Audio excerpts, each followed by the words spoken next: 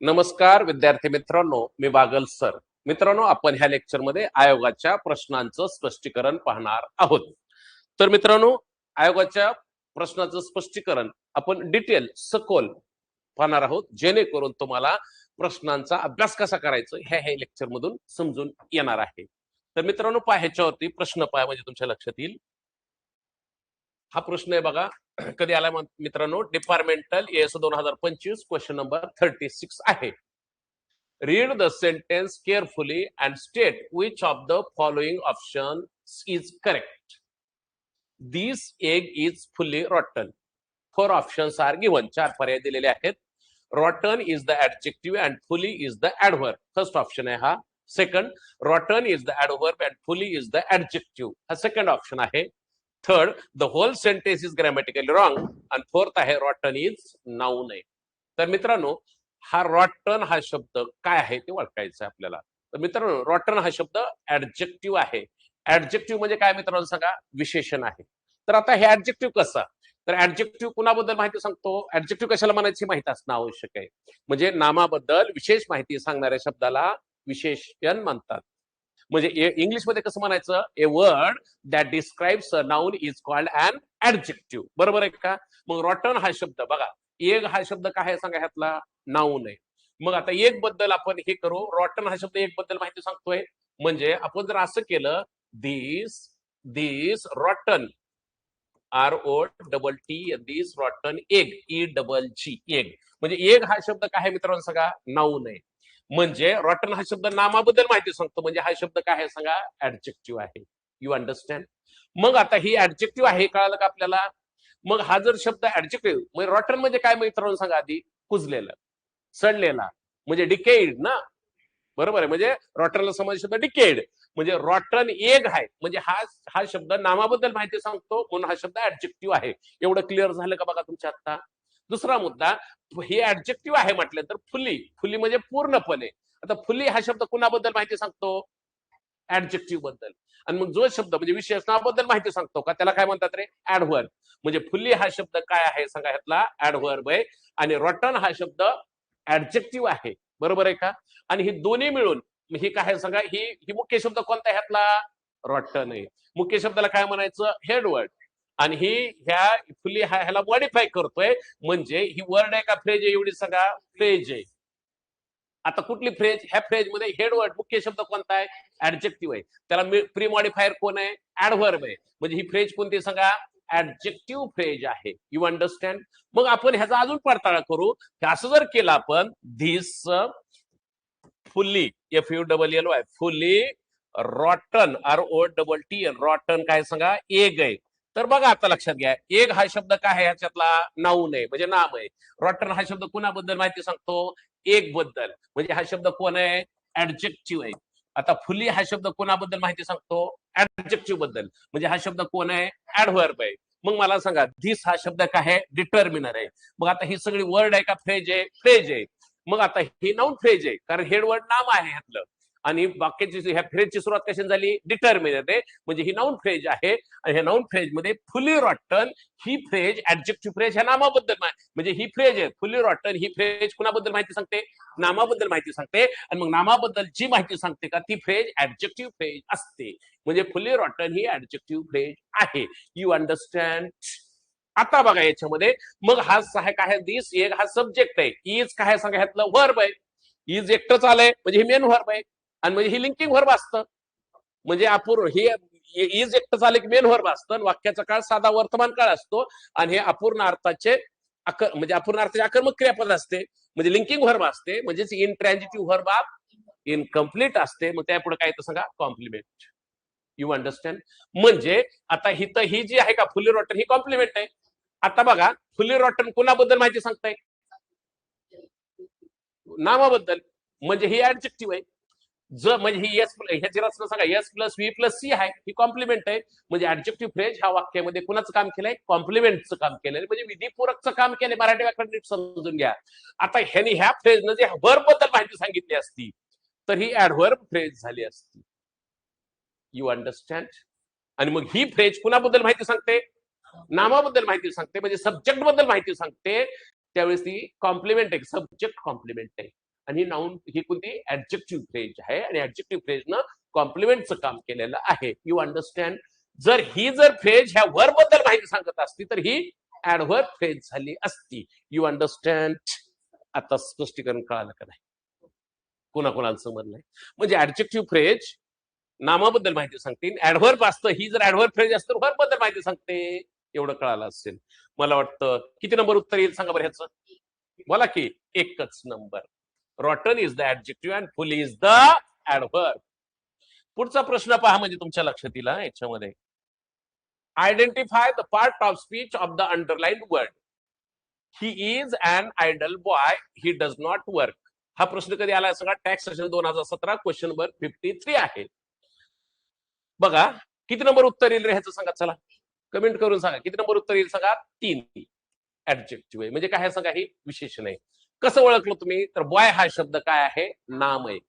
आता आयडल हा शब्द कुणाबद्दल माहिती सांगतो? बॉय बद्दल, म्हणजे नामाबद्दल. म्हणजे नामाबद्दल माहिती सांगणारा शब्द कोण असतो? ऍडजेक्टिव्ह असतो. म्हणजे ही ऍडजेक्टिव्ह आहे. You understand. आता बॉय हा शब्द काय आहे सांगा? नाऊन आहे.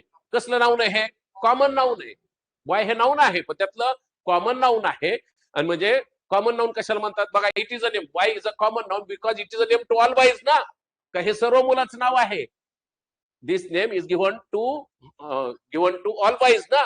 म्हणजे हे कॉमन नाऊन आहे. आणि मग आयडल हे शब्द ऍडजेक्टिव्ह आहे म्हणजे ऍडजेक्टिव्ह आहे. You understand. कसं ओळखलं? लक्षात आलं. ऍडजेक्टिव्ह हा शब्द कोणाबद्दल माहिती सांगतो? नामाबद्दल. मग हा शब्द ऍडजेक्टिव्ह आहे. मग आयडल शब्द ऐकला असेल. आयडल म्हणजे आळसी.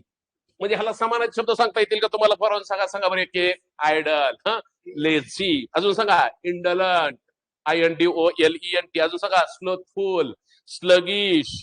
You understand. लथार्जिक. हे सगळे कसले शब्द आहेत? समानार्थी शब्द आहेत.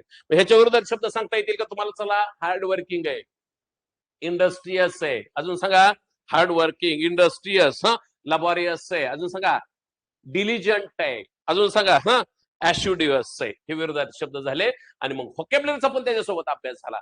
सिनोनिम झाला आणि अँटोनिम झालं ना. आणि ह्याच्यावर आयोगाचे प्रश्न 4-5 वेळेस आलेले आहेत. का नाहीत आले? सिनोनिम अँटोनिम वर आलेले आहेत. म्हणजे अभ्यास करत असताना, स्पर्धा परीक्षा प्रश्नपत्रिका सोडत असताना ती त्या परीक्षेच्या दृष्टीने काय काय ह्याच्यावर प्रश्न विचारला जाऊ शकतो हे आपल्याला माहित असणं आवश्यक आहे. बरोबर आहे का? मग आयडल आहे, मग त्याच्या समानार्थी शब्द, त्याच्या विरोधात शब्द. मग आयडल हा शब्द ऍडजेक्टिव्ह आहे. मग बॉय ऍडजेक्टिव्ह कशाला म्हणायचं? नामाबद्दल माहिती सांगणारा शब्द.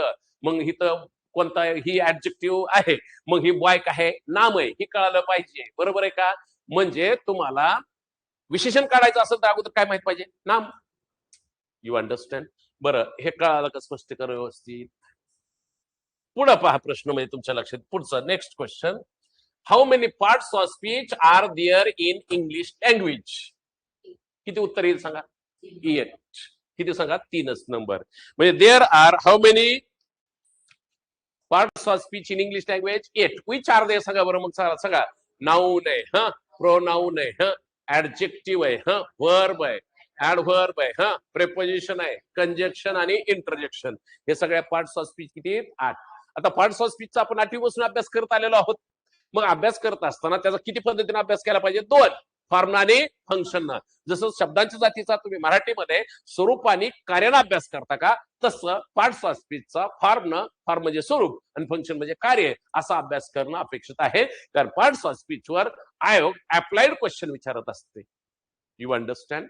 मग पुढचा प्रश्न पहा. Are you satisfied with this explanation? पुढचा प्रश्न पहा मित्रांनो, मग तुमच्या लक्षात येऊ शकते. Identify the part of speech of the underline words in the given sentence. मग सांगा ह्याच्यामध्ये. पहिलं A, soft drinks have a high sugar content. B, I was content just to stay at home and काय सांगा? Read. He was planning to desert his family and go abroad. It hasn't rained in the desert for years. तर मित्रांनो किती number उत्तर सांगा ह्याचं? एकच number.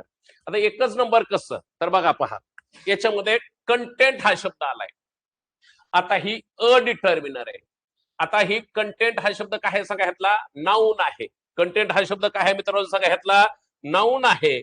आणि मग ही नाऊन आहे. कंटेंट हा शब्द काय आहे मित्रांनो सांगा? ह्यातला नाऊन आहे. आता शुगर हा शब्द काय आहे सांगा बरं?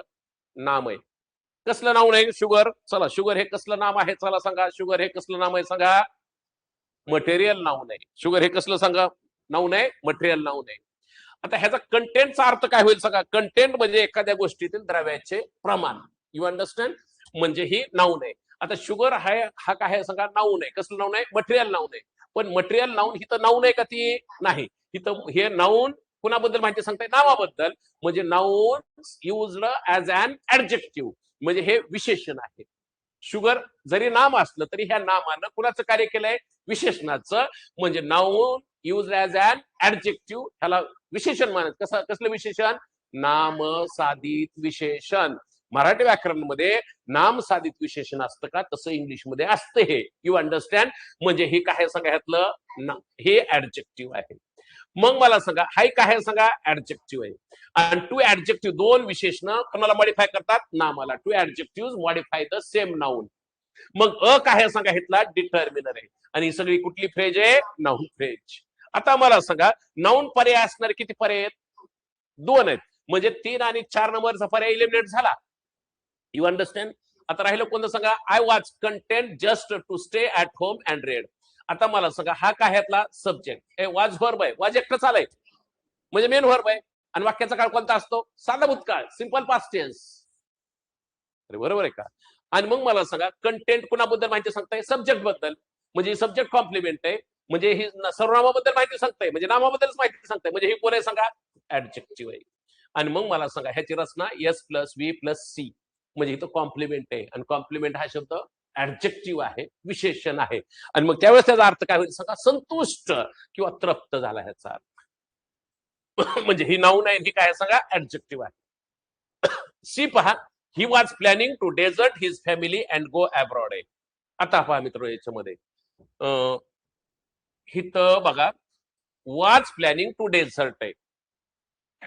बघा किती व्हर्ब आहेत. Was planning. प्लॅनिंग कसलं व्हर्ब आहे? मेन व्हर्ब आहे. म्हणजे लेक्झिकल व्हर्ब आहे, मुख्य क्रियापद आहे. वॉज काय सांगा? ऍक्च्युलरी व्हर्ब आहे. आता मला सांगा, ह्या वाक्यामध्ये ह्याच्यावरून काय कळतो का? प्लॅनिंग वर वाजवून कळतोय? वाजवून कळतोय. म्हणजे हे फायनाईट व्हर्ब आहे. आणि ज्या व्हर्बवरून वाक्याचा काळ कळतो का, त्याला फायनाईट व्हर्ब म्हणतात.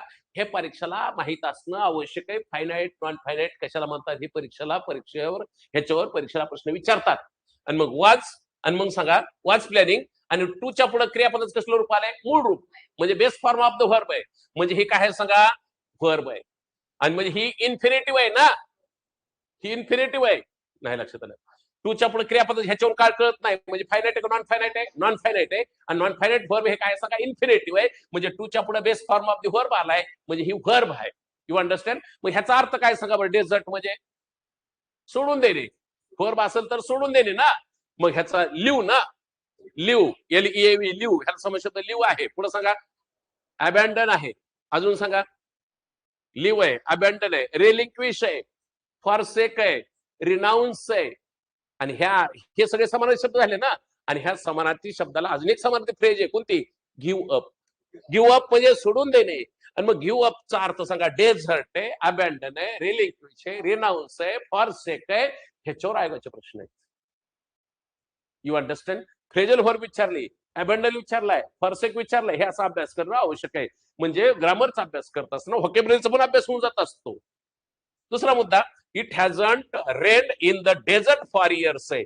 द काय सांगा? डिटर्मिनर आहे. आणि डिटर्मिनरच्या पुढे काय तर सांगा? नाऊन. म्हणजे डेझर्ट हा शब्द काय आहे सांगा? नाऊन आहे. मग डेझर्ट जर नाऊन असेल तर त्याचा अर्थ आहे वाळवंट, म्हणजे सँडी रिजन ना. आणि मग DESCERT, DESSERT नाही, ती डेझर्ट म्हणजे ती काय जेवणानंतर खायचं गोड पदार्थ झाला डेझर्ट. You understand? ही डेझर्ट हा शब्द नाऊन आहे. म्हणजे किती नंबर उत्तर अपेक्षित आहे सांगा? एकच number. Are you satisfied with this explanation? समजलं का सर्वांना, का नाही समजलं? गुड. पुढे पाहायच्यामध्ये म्हणजे अजून लक्षात येऊ शकतो तुमच्या. Choose the correct part of speech of the underline word. I want any book. कशाला अंडरलाईन सांगा? Any book. मग काय आहे सांगा? एकच नंबर. आता बुक हा शब्द काय आहे सांगा? नाऊन आहे. कसलं नाऊन आहे? कॉमन. You understand? आता मला सांगा एनी बुक आहे, म्हणजे हा आय सब्जेक्ट आहे, म्हणजे सर्वनाम आहे. वॉन्ट व्हर्ब आहे. वॉन्ट हे ट्रान्झिटिव्ह व्हर्ब आहे, म्हणजे सकर्मक क्रियापद आहे. आणि सकर्मक क्रियापदाच्या पुढे काय येतं सांगा? कर्म येतं, म्हणजे ऑब्जेक्ट येतं. म्हणजे S+V+O आहे. आणि ऑब्जेक्ट वर्ड आहे का फ्रेज आहे? फ्रेज आहे. ऍक्च्युअली ही कसली फ्रेज आहे? नाउन फ्रेज आहे. नुसतं बुक आलं असतं ना, आय वॉन्ट अ बुक आलं असतं ना, अ बुकला अंडरलाईन केली असती तर नाउन. पण आता ही दोन्ही ही सगळी कसली फ्रेज आहे? नाउन फ्रेज आहे. आणि या नाउन फ्रेज वाक्य देऊन कुणाचं काम केलंय? ऑब्जेक्टचं काम केलंय. आणि मग ऑब्जेक्टचं काम केलं म्हणजे वॉन्ट हे वर्ब कसले सांगा? ट्रान्झिटिव्ह आहे. म्हणजे ट्रान्झिटिव्ह वर्ब, इंट्रान्झिटिव्ह वर्ब, सकर्मक क्रियापद, आकर्मक क्रियापद, you understand? Ditransitive verb, ditransitive verb ऐकला असेल, द्विकर्मक क्रियापद. काय काय मुलांचं डाय ट्रान्झिटिव्ह वर्ब राज्यसेवाला प्रश्न विचारल्यावरच माहित झालं की डाय ट्रान्झिटिव्ह वर्ब शब्द असतो. अगोदर माहितच नव्हता, मग परीक्षा आल्यावर कळतं ही शब्द आहेत. त्याच्यासोबत अगोदर तुमच्याकडे अभ्यासक्रम असणं आवश्यक आहे. बरं, यू अंडरस्टँड? हो काही नाउन फ्रेज आहे. You understand? कुणाला समजलं ह्या प्रश्नाचं स्पष्टीकरण? समजलं का? काही शंका असेल तर मला तुम्ही विचारा. आणि मित्रांनो, अशाच प्रकारचे व्हिडिओ पाहण्यासाठी तुम्ही काय करा? Bagal sir MPSC English, Bagal sir MPSC काय रे इंग्लिश, हे ऍप डाउनलोड करा.